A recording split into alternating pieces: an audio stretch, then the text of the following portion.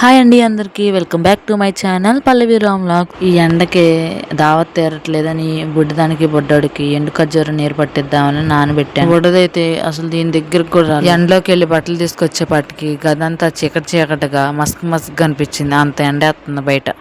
మా బుడ్డది బొమ్మలతో ఆడుకోకుండా ఈ ఫాట్ డబ్బాలతో వీటితో ఆడుకుంటుంది. మా బుడ్డిగాడేమో చక్కగా పడుకున్నాడు. చూసారా, ఇవన్నీ అవే. ఏదో 2-3 బొమ్మలు ఆడిద్ది, మిగతా లోటాలు గ్లాసులు ఇవే దాని ఆట బొమ్మలు. అంట్లు దోమలు చాలా ఉన్నాయి, ఇంకా బయట కూడా ఉన్నాయి. ఇవే కాదు, ఈరోజు మనది చికెన్ ఫ్రై. మనకి చికెన్ ఫ్రై అంటే చాలా ఇష్టం.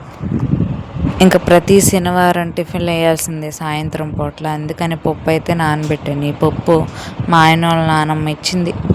మేము ఒక 10 కేజీలు అయితే మినపప్పు తీసుకున్నాం. అది ఎండబెట్టాలి, ఎండలో కుదరట్లేదు పిల్లలతో. ఒక గ్లాస్ మినపప్పుకి 3 గ్లాసులు రవ్వ వేస్తే ఇడ్లీ బాగా వచ్చిందంట. అది నిజమేనా? నేనైతే 2 గ్లాసులు వేస్తాను. తెచ్చిన బట్టలు మడతేయాలంటే ఎంత ఒళ్ళు బద్ధకం వచ్చిద్దో, కానీ మడతేయాల్సిందే. ప్లేస్ కూడా లేదు పక్కన పెడదామంటే. మా బుడ్డిదాని గౌన్లకి ప్లేస్ అంతా సరిపోద్ది, అలమార్లో ప్లేస్ అంతా. మా బుడ్డోడి చిన్న అవి ఎక్కడ ఉన్నాయో ఎత్తుక్కోవడానికి 1 గంట పట్టిద్ది. ఆ డ్రాయర్లో ఆ జబ్బాలి మన గురించి తెలిసిందేగా. ఒకటి తీస్తే 10 పడతాయి. అవి సర్దుకుందామని అలానే వదిలేస్తా, అలానే ఉండిపోతాయి. తర్వాత సర్దలేక వదిలేస్తాను. మా ఆయన తీసిన బట్టలు తీసిన చోటే పెట్టడం. బుడ్డిగాడు బట్టలు ఉతకడం చాలా కష్టం అబ్బా. వాటి దగ్గర నా టైం అంతా అయిపోద్ది. హనీకి ఇంట్లో పప్పులు ఏమి లేనట్టు ఈ ధనియాలు తినిద్దో పారబోసిద్దో ఎత్తున్నాను, మరి ఏం చేసిద్దో. ఇందాక అంట్లు చూపించాగా అంట్లు తోమేసి ఆరిపోయినాయి. అందుకని ఇంకా అంట్లు అయితే సర్దుతున్నా. గ్యాస్ దగ్గర కూడా సర్దుతున్నాను. గ్యాస్ నీట్గా లేకపోతే మనకు అసలు వంట చేయాలనిపించదు, అక్కడికి వెళ్ళాలనిపించదు కూడా. గ్యాస్ పై దగ్గర మసికొట్లు అక్కడే ఉంటాయి, చుట్టూరు ఎత్తుకుంటా, తర్వాత కనపడతాయి. అవసరమైనప్పుడు అస్సలు కనపడవు. ఈ ధనియాలు తింటాక కదా ఆడుకోవడానికి ఇల్లంతా విరజిమ్మేసింది. ఇంక నేనేమన్నా అంటానని ఐస్ చేస్తాకి ముందే చీపురు తీసుకొని ఊడ్చేస్తుంది. అదైనా శుభ్రంగా ఊడుతుందా?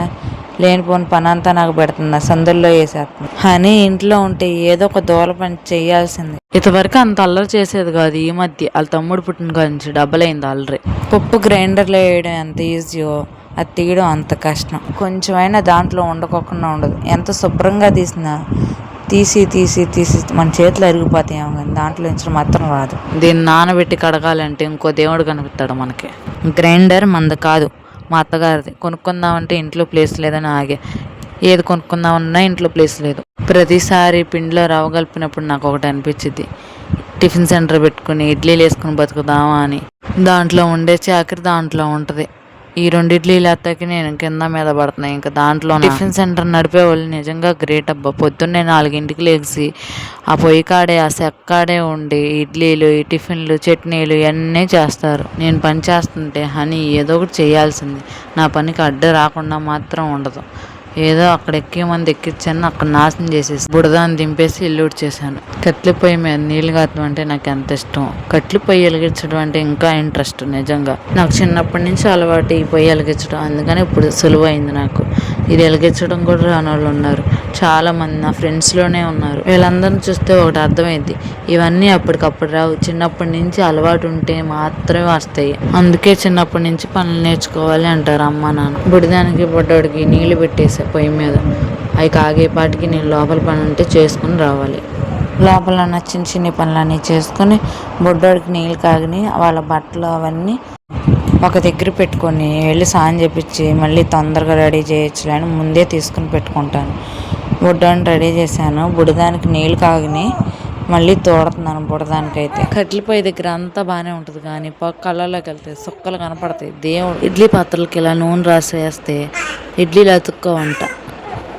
నా బుడ్డిగాడు చూడండి వాయిస్ ఇస్తుంటే ఎలా అవుతున్నాడు. ఈ 2 పిల్లలతో ఈ ఒకే గదిలో వాయిస్ ఇవ్వడం ఎంత కష్టం. యూట్యూబ్కి దండం అనిపిస్తుంది, కానీ దిగినాక వెనక్కి వెళ్ళకూడదని ఇంకా అలా ట్రై చేస్తున్నా. వస్తే వచ్చిద్ది, పోతే పోయిద్ది. ఎలాగో 4 సంవత్సరాలు ఇంటికాడే ఉండాలి బుడ్డిగాడితో. నా ఫ్రెండ్స్ నాకు తెలిసిన వాళ్ళు అడుగుతున్నారు, ఎందుకమ్మా 2 పిల్లలతో అలా కష్టపడుతున్నామని. అలా అడిగిన వాళ్ళని ఒక 500 ఇవ్వాయని అడిగి అనుకో, మా ఆయన ఫోన్ చేశాడు, ఒకసారి ఉండు, నా దగ్గర లేవు. ఇలాంటి రీజన్స్ ఉంటాయి వాళ్ళ దగ్గర. కానీ నేను ఎవరిని ఎప్పుడు అడగలేదు, వాళ్ళు కూడా ఇవ్వని చెప్పలేదు. నేను క్యాజువల్గా చెప్తాను. పెళ్ళైన ప్రతి ఒక్క అమ్మాయి పరిస్థితి ఇలానే ఉంటుంది, నా పరిస్థితి కూడా ఇంతే. నిజం చెప్పాలి, మనీ సంపాదించాలి. ఎలా సంపాదించాలి? వర్క్ ఫ్రమ్ హోమా ఏదైనా చేద్దామంటే ఏదీ లేదు. నాకు తెలిసింది ప్రస్తుతానికి ఏమీ లేవు. బయటకు వెళ్ళి ఏమైనా కోర్స్ చేసి నేర్చుకుందామా సర్టిఫికేట్లు లేవు. పోనీ ఏమన్నా డిగ్రీ కడదామా, సర్టిఫికేట్లు లేవు. మన దగ్గర ఉన్నాయి, కాలేజీలో ఉన్నాయి, అవి మనీ కట్టుకుని తీసుకురావాలి. ఎవరు తెస్తారు? నేనే తెచ్చుకోవాలి. ఉన్న అమ్మ కూడా చనిపోయింది, తీసుకురావాలని. పోనీ బయటకు వెళ్ళి వర్క్ చేద్దామంటే పిల్లల్ని ఎవరు చూస్తారు? 2 పిల్లలు, వాళ్ళేం చిన్న పిల్లలు. పెద్దోళ్ళు అయితే కొంచెం ఏమైనా వర్క్ చేసుకోవచ్చు. ఆన్లైన్లో జాబ్లు ఎన్ని ఎతికాను, నాకు మాత్రమే తెలుసు. ఉన్నాయి కొన్ని, కానీ ఎగ్జామ్ ప్రిపేర్ అవ్వాలి, నా మైండ్కి ఎగ్జామ్ ప్రిపేర్ అవ్వాలి, మళ్ళీ ఈ పిల్లలతో ఇల్లు వంట, బాబోయ్ మనకొద్దు అని వదిలేశాను. ఇంక ఏ దారి లేక, ఎటు వెళ్ళలేక ఇంక యూట్యూబ్ అయితే స్టార్ట్ చేశాను. ప్రస్తుతానికి నా దగ్గర మంచి కెమెరా లేదు, మైకు లేదు, ఏమీ లేదు. స్టార్ట్ చేయాలనే పట్టుదల తప్ప.